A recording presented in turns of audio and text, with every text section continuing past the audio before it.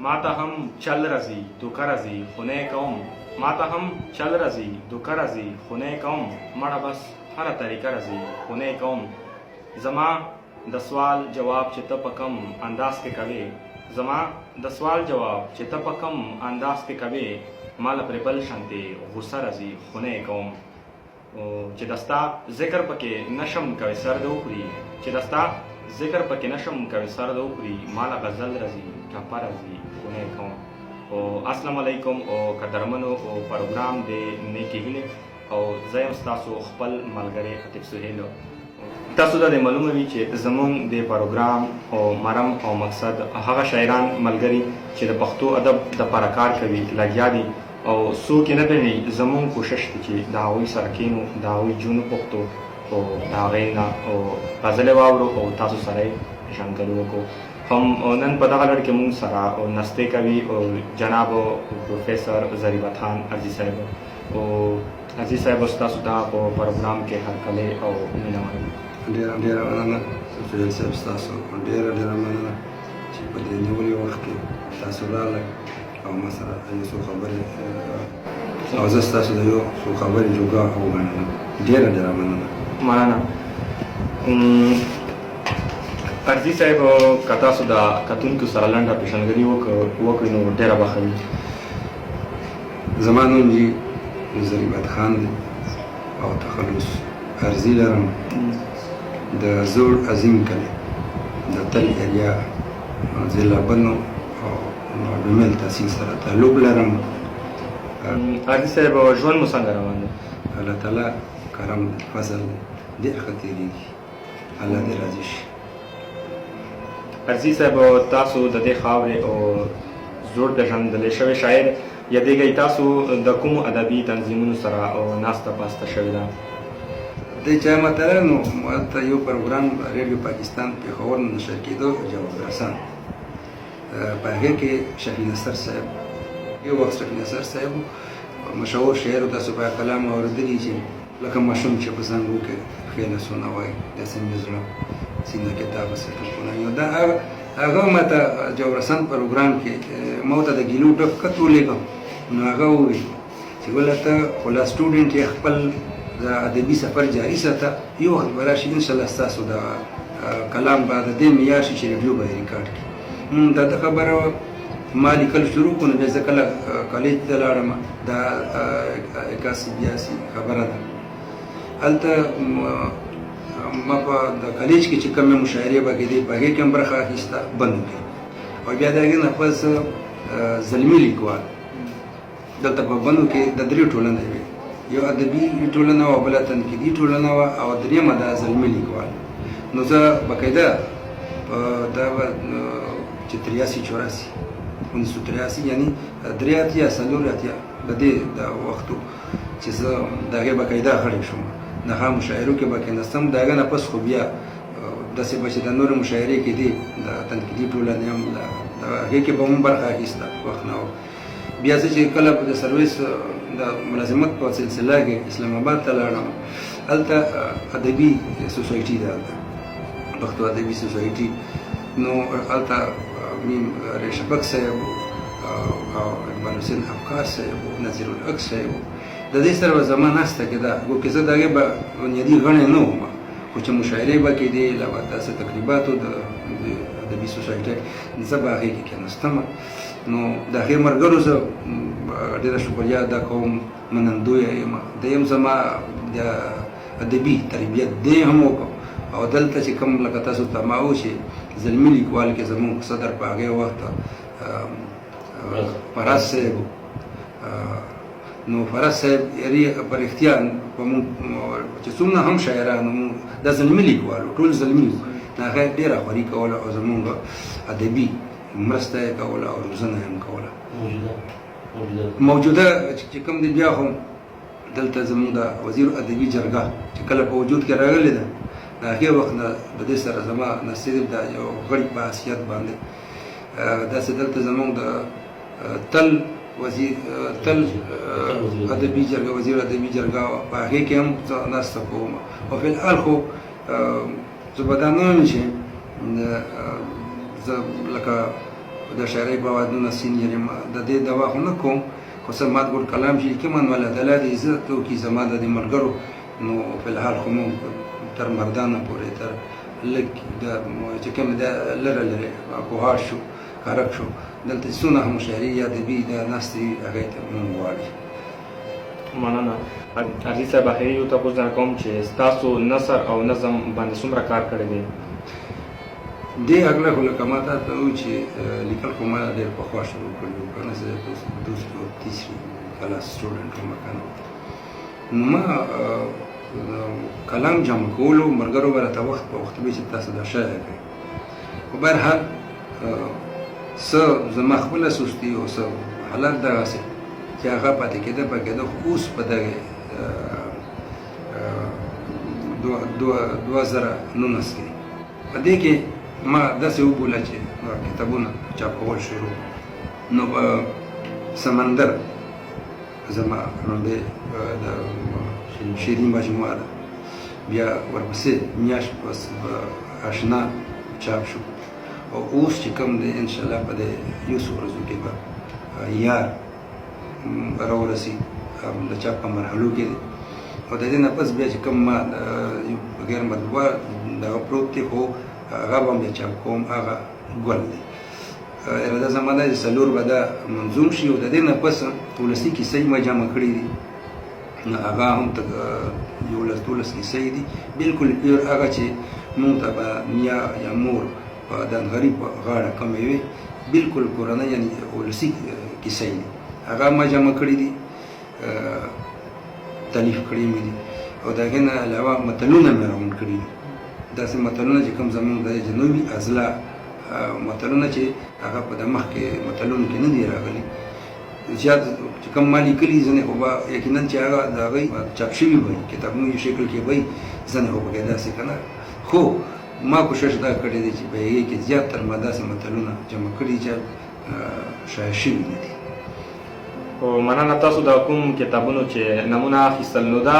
که مونږ د کتونکو وغواړي نو دا به دوی ته چېرته کې میلاویږي؟ دا به د فعل صاحب خبره دا ده چې یو خو روایتي عقیده چې که څوک حجرې ته راځي نو بیا خو ډالۍ دي که نه لکه چې زموږ د پښتو څومره شاعران ادیبان دي نو هغه کلیک کوي دې دپاره نه کوي چې یاره زه پیسه جوړه کړم او لا ماته څه مارکېټ کې دا راکړي نو دا یو خدمت دی د پښتو ژبې خدمت دی او زه هم چې دا چې کوم مونږ پښتانه شو شاعران ادیبان یې کوي زه د دې نظیر نه میلاویږي په کلهمه نړۍ کې بل چا به همداسې نه کوي لکه مونږ نو یو هغه د زه ډالۍ کوم ملګرو ته او بله دا ده که په د مارکېټ کې چې کوم دي یو دوه ځایه حمزه بوک ډیپو بنو کې او رامبیل بوک ډیپو ډومیل کې دلته شته. مننه او عزیز صاحب تاسو ډېر ښه معلومات راکړل او اوس به راځو د شعر او شاعرۍ طرف ته زموږ مینوال د شعر او شاعرۍ سره ډېره زیاته مینه ساتي نو غزلې به واورو او خټې به واورو. د ما د ګوډ کلام د تاسو سره شریکوم په دې هیله چې کوم دی د ملګرو د مینوالو د خوښې وړ وګرځي باندې غزل چې کوم دی نو زما ګلمخې جانان داسې نو زما ګلمخې جانان داسې نو اوس شو بدل په ایمان داسې نو او وخت د زړونو ترجیحات بدلوي وخت د زړونو ترجیحات بدلوي زما ارمان او درمان داسې نو چې خپل ځانونه ویني بل نه ویني چې خپل ځانونه ویني بل نه ویني زمونږ د کلي خانان داسې نو او به منم خو څو لحظې زما زړه لکه دا اوس دی حیران داسې نو د رقابت به هم قدرونه وخپل د نن چې دي رقیبان داسې نو نه یې خوشبو شته نه یې رنګ هغسې نه یې رنګ هغسې زمونږ د للمې ګلان داسې نو او د دې غزل مقطع ده اوس د حال پوښتلو نه دي ارزي اوس دې د حال پوښتلو نه دي ارزي تماماً ستا یاران داسې نه وو. مننه. زبردست. بس داسې په یو غزل د مونږ نه پرېږدو نو مینهوالو ته به بل غزل هم وایي نو ډېره به ښه وي. سهیل صاحب ستاسو ډېره ډېره مننه. ښه ده. دا یو بل غزل دی. ستا د عشق نزکو مرحلو باندې پوه نه شوم. ستا د عشق نزکو مرحلو باندې پوه نه شوم، ځکه خو د عمر په خواږو باندې پوه نه شوم. او شعر دی چې سر په مطالعه کله ډېرو پیړو یمه خو سر په مطالعه کله ډېرو پیړو یمه خو ګوله ستا د حسن باریکو باندې پوه نه شوم. او سر به مې رسمي درته په خوا کې وځو خو ګل سر به مې رسمي درته په خوا کې وځو خو ګل نور دې د بیان ګرانو نقطو باندې پوه نه شوم. او څومره چې نږدې راته هومره رانه لرې څومره چې نږدې راته هومره رانه لرې ومه ناشنا د فاصلو باندې پوه نه شوم. او عمر زیاتېدو ومه ماشوم ځوان شوم بوډا شوم. عمر زیاتېدو ومه ماشوم ځوان شوم بوډا شوم. خدای وو چې د عمر کمېدو باندې پوه نه شوم. خو ناز و که ادا وه د حیا وه او که رسم ناز و که ادا وه د حیا وه او که رسم و زه خو د اشنا په مړو کتو باندې پوه نه شوم. خو دلته خو په هر قدم قدغن له احتیاط دی نو دلته خو په هر قدم قدغن له احتیاط دی نو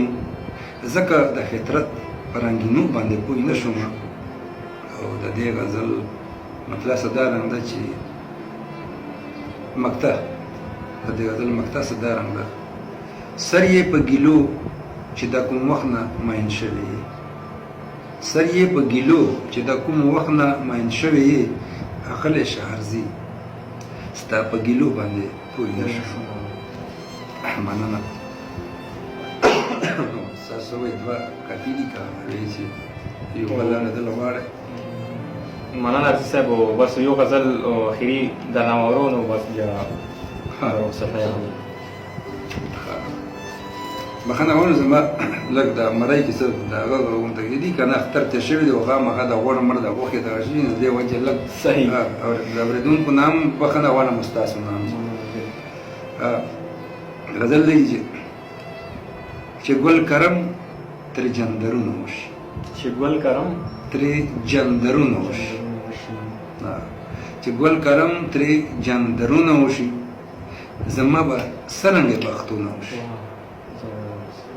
چې ګل کرم ترې جندرونه وشي زما به څرنګې بختونه وشي.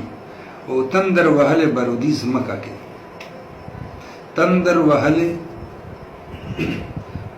وهلې بارودي ځمکه کې فکر مې نشي چې ګلونه وشي. او وی که د سترګو بیا مې هم نه لګي وی که د سترګو بیا مې هم نه لګي انجام یې څه شي چې جنګونه وشي. او د فلسفې نه شي بالا خبره چرته چې سترګو کې ستونه وشي. او په ټول محفل ګل خاموشي خورا شي په ټول محفل ګل خاموشي خورا شي. دا ستا په هکله چې سوالونه وشي. په پسرلي کې دومره بخت نه لرو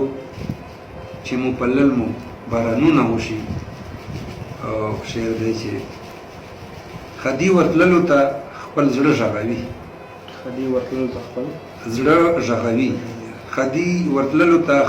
غږوي چې په کوم کلي کې ویرونه وشي. او مقطع دا چې پوره کېږي نه جانانه نو څه چې پوره کېږي نه جانانه نو څه که د ارزي سره لوزونه وشي. ډېر او ډېره زیاته مننه. او مګر دا و پروفیسر ظریفت خان ارزي صاحب چې موږ خپل کلام واورود او ستاسو سره مو معرفي کو. او دا ارزي صاحب په دغه دوه شعره درنه په مخه ښه اخلم چې اضطراب مې د سکون ځمکه ترخه کړه، اضطراب مې د سکون ځمکه ترخه کړه، که د صبر بوټې وم په پرېوته یم، چې کفن د فن یې دواړه په حساب شول، چې کفن د فن یې دواړه په حساب شول، په عزت کې تګ پکار دی د دې ښاره، او چې هر ځای د خپل ځان د خپل چاپېرچل او خیال وساتئ، او